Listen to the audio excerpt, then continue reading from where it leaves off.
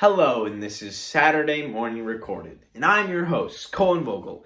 And for today's special guest, that's the theater director at Aberdeen Central, Mr. McCafferty.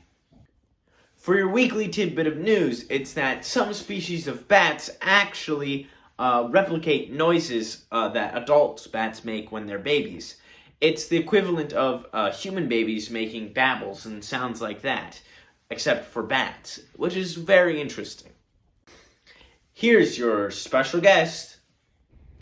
Our special guest this week is the theater director here at Aberdeen Central, Mr. McCafferty. So, what got you into theater? I think when I was in middle school, I was kind of shy, not very outgoing, but I found out that if I could be in a play, I could be someone else. And it was much easier to express myself as someone else. So I really enjoyed getting out on the stage and creating a character and being as loud or as crazy as I really wanted to be in real life. But because I was kind of shy, I couldn't do it as myself. And now you're also in the CHS Hall of Fame here at Central. So what is it like to be in a Hall of Fame? Well, it was a nice surprise to get nominated and selected to be in the Fine Arts Hall of Fame. You get your picture on the plaque in the hallway, and they give you a nice little trophy or an award, and you have to give a speech, a 3 to 5 minute speech in front of whoever's at the banquet. But it's just kind of nice to be recognized for all the time and the hard work you put into the fine arts, and not just when you were in high school, but after high school and in Aberdeen. I was involved in community theater as well. Now your next question will be, you've had a lot of success around here at the 1X, so what is the 1X or 1X in general? Well, the South Dakota High School Activities Association puts on a festival once a year, and schools select a play, and they're given a 45-minute time slot. And they have to cut down a full version or find a shorter play, and then you have to set up your set, run your play, and tear it down in that 45-minute period. And then judges watch it, and they give you a critique, and then they vote on whether the play was considered superior or not. And you have to get at least 2 out of 3 superiors to get an award. Why do you think you've achieved so many superiors with your 1-act plays? Well, obviously a great part of it is we have some really, really good talent that is cultivated here at Aberdeen Central through the music department and other activities that they're in. And then in drama, they work really hard to create good characters. I think another thing is I try to select plays that are well written and have a fairly good track record of being produced often. And so I think if you start with a good script, actors can make it even better. If you start with a rough script, it's hard to make that real good. Now, pretty soon here are going to be the auditions for the spring musical. So why do you think young people should be interested in theater? I think it's just a way to express yourself and to get out and have fun. Sometimes, even if you're athletic or not athletic, it's a different kind of a release for people to be able to get out in front of others and perform and receive, feedback from the audience. And it's just a really nice thing for kids to do, I think. And then this year's spring musical is Little Shop of Horrors. So what made you pick that play, or what do you like about it? Well, I've always liked Little Shop of Horrors from when I saw the movie a long, long time ago, when I was in college.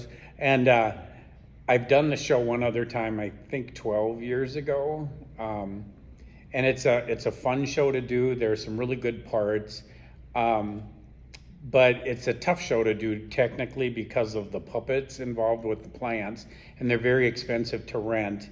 And this year I got a good lead on some plants that are close to home that I can get for really next to nothing. Normally it's about $2,000 to rent them, and this will be a couple $100 is all. I can go pick them up myself, and they're basically letting us use it So it's just the cost of gas to get.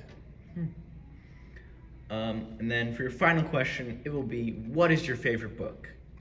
My favorite book is got to be To Kill a Mockingbird by Harper Lee. Thank you. Here's 30 Seconds of Nature.